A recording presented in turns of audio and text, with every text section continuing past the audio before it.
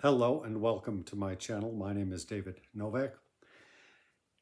As I record this, about an hour or so ago, Aaron Facer just posted a video titled Bookish Infidelity, responding to a video by Joe Spivey, the subject of which is reading multiple books at a time.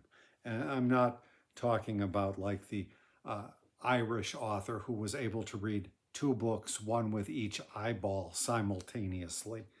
And it seemed very appropriate for me because probably about the same time that he was posting his video, I myself had taken the unprecedented step of adding a fourth book to my early January rotation. Now, my long story is that for the past 2 years plus 6 or 7 days now, I have been dedicating myself to reading. After a past where reading was only a sporadic adventure. Now, in the past, when I did read, it was not unknown for me to read, say, 2 books at a time. I don't think I ever went much above that. But during this past 2 years, I've been pretty well dedicated to reading just one book at a time, concentrating on it, and moving forward. The only exceptions to that have been when I've been involved in a very long book or a multi-part book, such as The Plum in the Golden Vase, which comes in 5 volumes.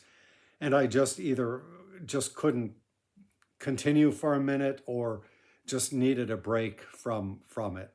And so I picked something else up as just sort of a breath of fresh air. But aside from that, I've been one book at a time. The other thing which I was doing was reading one book of fiction, one book of nonfiction in alternation.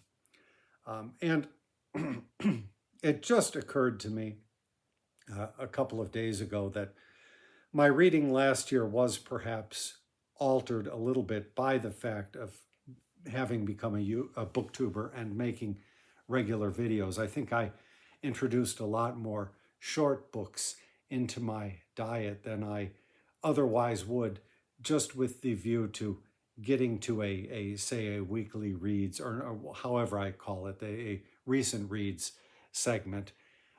Not that I dislike any of the books that I read or would not have read them at some time, but I think it did alter, perhaps, it pressed possibly some of those shorter books to the fore.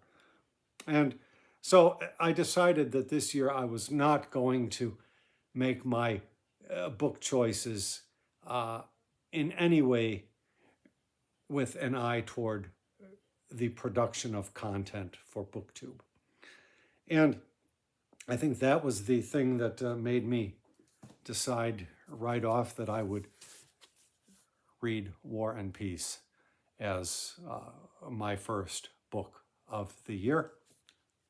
I'm not reading it in this edition. I'm just following along because I happened to have this in my basement, and Anthony Briggs, and it has an introduction by Orlando Fijes, I guess, or Fijes, I don't know.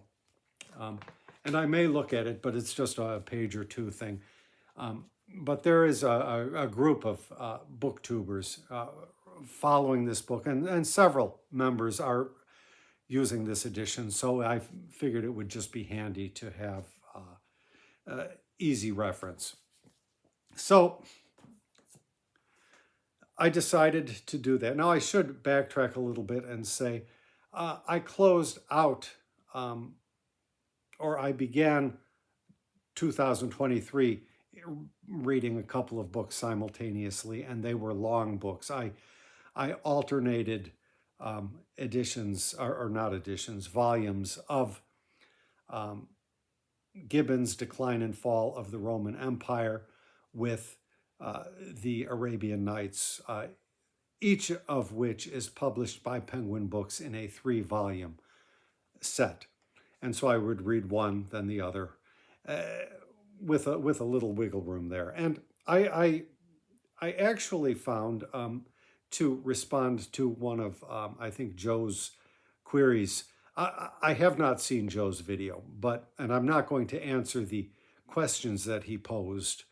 I'm more or less just, if anything, responding to Aaron's video, but even more than that, just talking about the situation that I found myself in. But I did find interesting consonances between the books, because so much of Gibbon's history and then so much of the Arabian Nights take place in a similar locale and even at the same time period.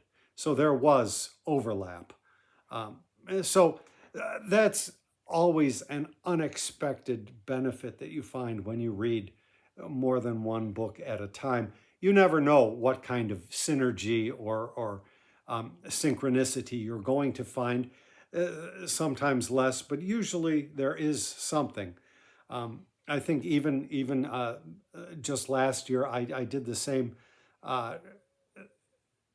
trick with Alexander Solzhenitsyn's Gulag Archipelago and Stephen Runciman's History of the Crusades. And there was not much overlap, but a little bit of geographic overlap. And so that was helpful.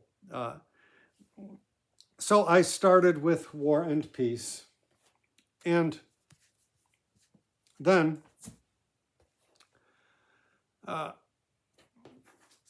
mentioned that in the past, I used to do a thing where I would devote 20 minutes a day to reading a book of American political history.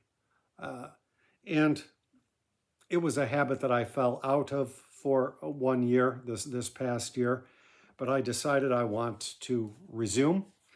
And I selected The History of the United States by Henry Adams. It's a 2-volume set, so this is the first. And so I'm giving 20 minutes a day to this, and while I am reading this, I am doing the Mackenzie stretch for your back. You lie in a pronate position with your chest up a little bit and give your back a stretch. Trying to give my back a little bit of maintenance while I read. And so progress on this is and will be slow. So that was the second book that I was reading. And then just for want of something better to do of an evening, I picked up this. This was a book that was recommended by booktuber Steve Donahue, giving sort of the history of the displacement of Native Americans in this country. Now here there's a bit of overlap because some of the events that I'm reading in this are also covered by Henry Adams. He's going to be starting with the presidency of Thomas Jefferson, but I'm moving so slow, we have not gotten that far yet. He is just trying to set the scene of what 1800 was like.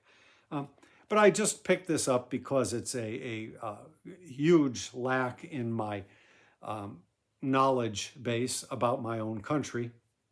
And I found it interesting. Now, this book was, I think, published in 1965 or something like that. And the author is not without his biases, but his writing is impeccably clear. And when somebody writes very clearly, then you can pinpoint their biases and not worry about it. I think that's one of the reasons why so many writers prefer to be kind of murky, because they can obfuscate their own biases. It's actually a pleasure to read somebody who gives you what he knows in plain, straightforward English. And so I have no plan on this.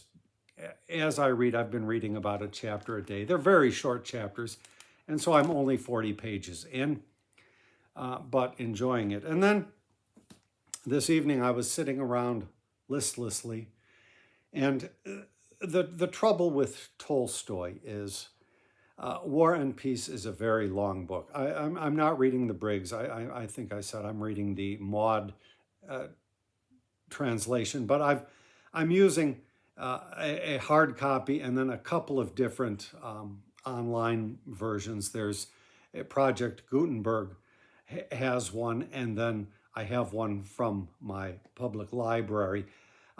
I prefer reading the one from the public library, but then all of the translated bits or untranslated bits, he wrote a lot of the novel in French, apparently. Well, I have to click on a hyperlink for the footnote, and those hyperlinks just don't work very well. So I find that switching over to Project Gutenberg helps, because Project Gutenberg puts a little footnote with a translation right in the body of the text. So it's very useful.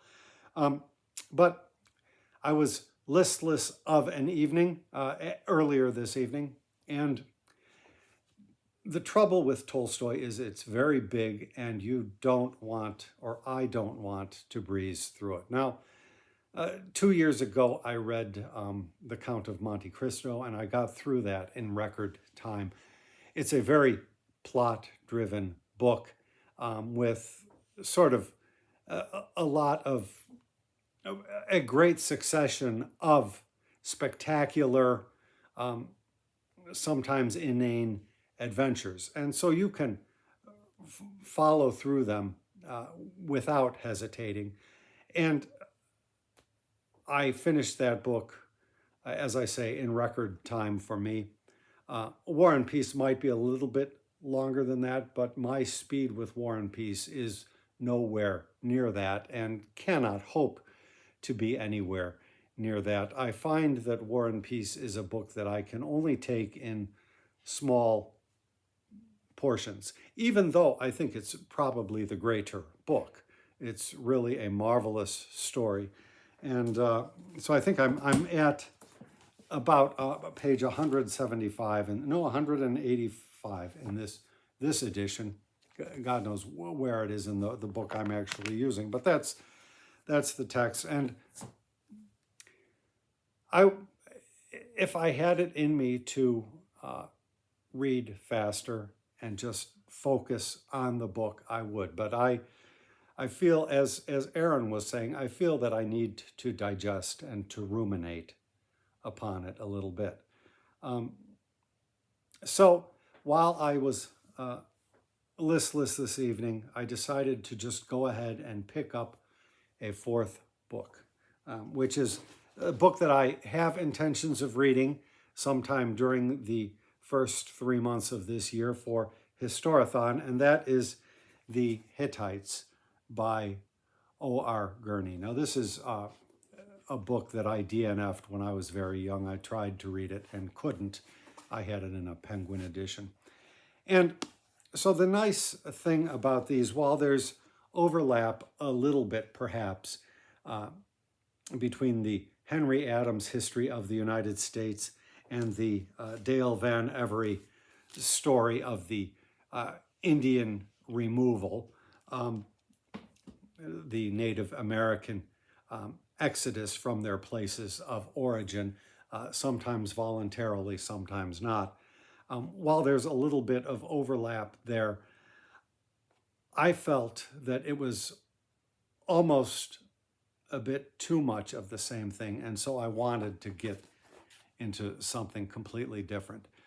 So this is very nice so far. I'm only a few pages in, but I'm finding at least some resonances here with the history of the Crusades, which I read last year, in at least common geography. And so in contrast to the book when I read it as a very young man, when I tried to read it but failed miserably very soon, is that I have more of a sense of some of the landmarks. So when I came across the river Orontes, I knew exactly what river was being talked about. Now, there's a lot that I don't know, but I also have access to an iPad, which I did not back in those days. And so I can look things up. And in some cases, I can just let it pass without knowing. You can't be expected to look up every single thing. And I am sure that I would not retain every single thing. Now,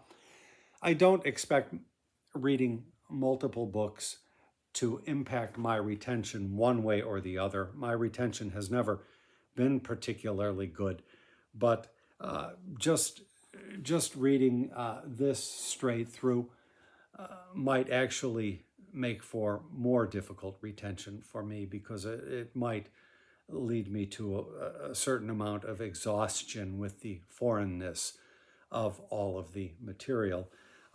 So I've got 4 books going, totally unexpected, and I'm under no compulsion. My main dedication is the War and Peace, taking what I can per day. I'm trying to hold to an hour a day, and all of the other books that I'm touching upon, I've got my 20 minutes a day with the backstretch. But the Dale Van Every and the Hittites, I feel no obligation to continue with them. I can set them aside and leave them.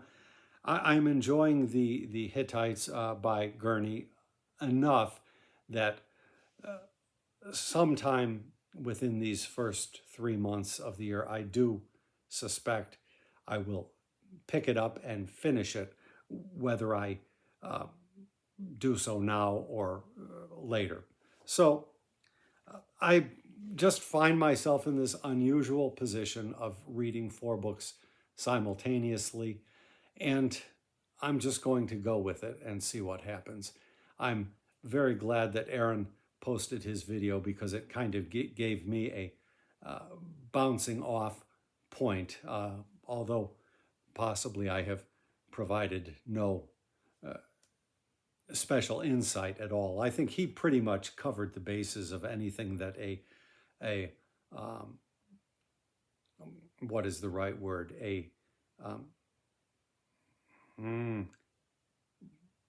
Polygamous reader, is that the right word? Well, people have been calling the reading one book at a time a monogamous reading. So I suppose, I don't think that's really an appropriate term, but if you are in a position where you are not sure, if you can only read one book at a time comfortably, then that's what you should do. I've been doing that for the last 2 years with a couple of minor exceptions. And I noticed towards the end of last year, as things started to fall apart for me a little bit, I was adding more books to the mix and being quite happy with that. So I will leave off there. Thank you very much for stopping by my channel.